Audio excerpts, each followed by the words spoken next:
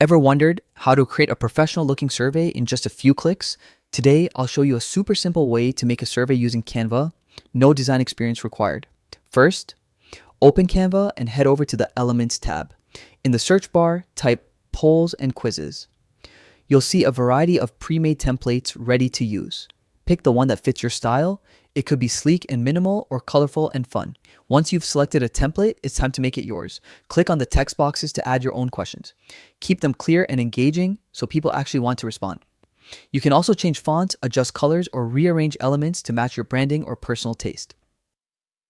Want to make it even more interactive? Canva allows you to add icons, shapes, or images to make your survey visually appealing.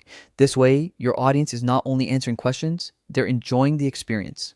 When your survey looks perfect, you have a couple of options. You can download it as a PDF to send directly to people, or share it via a link so respondents can fill it out online. It's quick, easy, and makes gathering feedback a breeze. And that's it. In just a few minutes, you've created a fully customized, eye-catching survey that's ready to share.